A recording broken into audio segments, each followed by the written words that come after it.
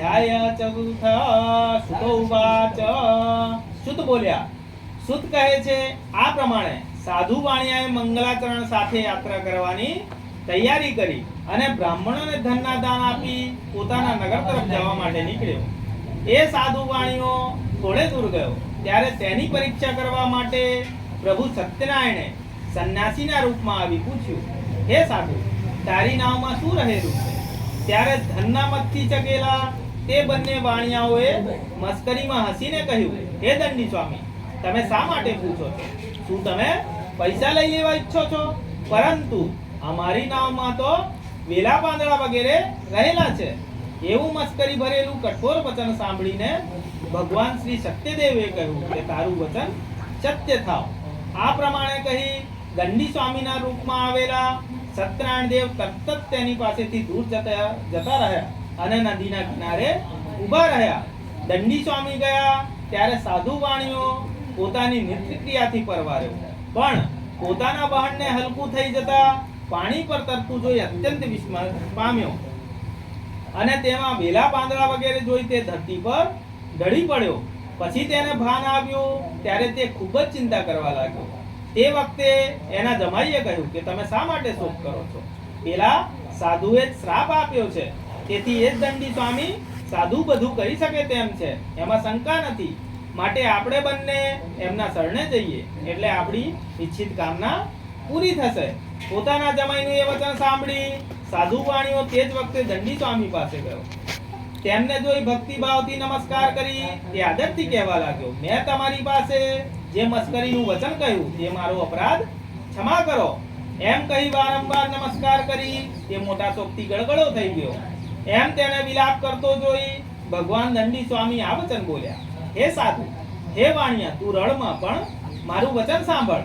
તે મારી પૂજા છોડી દીધી છે, તેથી ઓ દુષ્ટ બુદ્ધિવાળા, મારું અપમાન કરી તે વારંવાર મોટું દુઃખ પ્રાપ્ત કર્યું છે. ભગવાનનું આ વાક્ય સાંભળી સાધુ વાણીઓ તેમની સ્તુતિ કરવા લાગ્યો.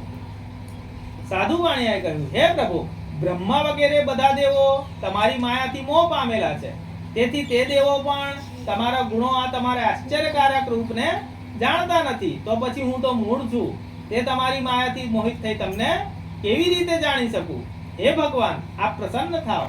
હું મારા વૈભવ વિસ્તાર પ્રમાણે તમારું પૂજન કરીશ. માટે શરણે આવેલા મને મારું પહેલાનું બધું ધન પાછું આપો. એનું એ ભક્તિયુક્ત વચન સાંભળી વિષ્ણુ ભગવાન પ્રસન્ન થયા. તેમણે એને ઈચ્છિત વરદાન આપ્યું અને પછી તે ભગવાન ત્યાં જ અદ્રશ્ય થયા. પછી સાધુ વાણીઓ પોતાની નાવ પાસે આવી તેના પર ચડ્યો ત્યારે એ નાવને ધનથી ભરપૂર થયેલી તેણે જોઈ. એટલે સત્યનારાયણ દેવની કૃપાથી મારી ઈચ્છા સફળ થઈ છે એમ કહી તેણે પોતાના સગા સંબંધીઓ સાથે વિધિ પ્રમાણે સત્યનારાયણનું પૂજન કર્યું અને સત્યનારાયણની કૃપાના લીધે હસ્તી તે પૂર્ણ થયું. પછી નાવને બરાબર કાળજીથી તૈયાર કરી પોતાના દેશ તરફ તેણે પ્રયાણ કર્યું. પોતાનું શહેર નજીક આવ્યું ત્યારે સાધુ વાણીઓ પોતાના જમાઈને કહેવા લાગ્યો, જો અમારી રત્નપુરી નગરી આવી પહોંચેલ છે.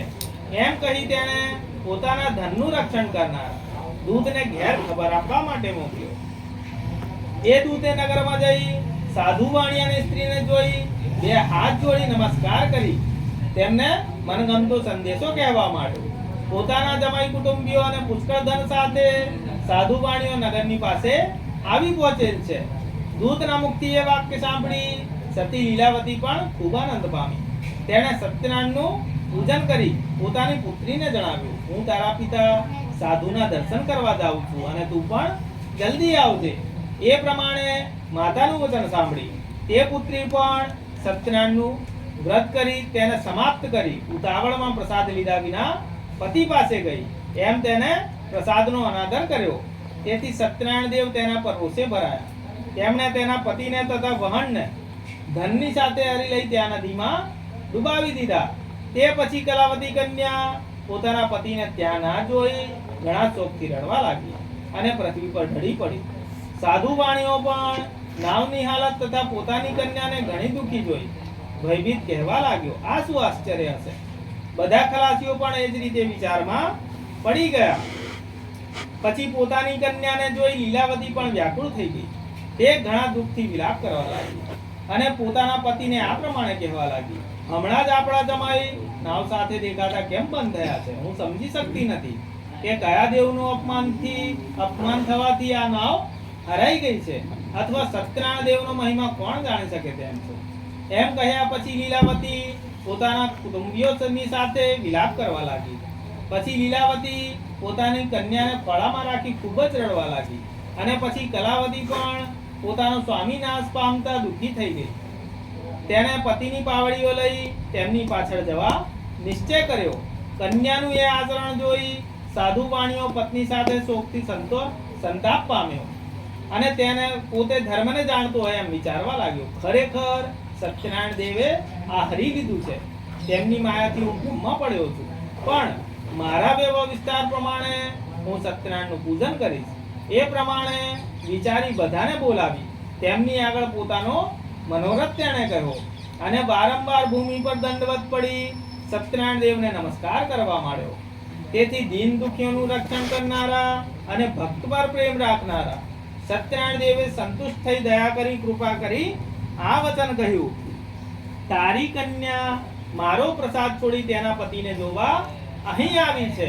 એ જ કારણે તેનો પતિ દેખાતો બંધ થયો છે, ચોક્કસ છે. માટે હે સાધુ, હે વાણિયા, તારી કન્યા ઘરે જઈ મારો પ્રસાદ લઈ જો પાછી આવશે તો તેનો પતિ મળશે, એમાં શંકા નથી.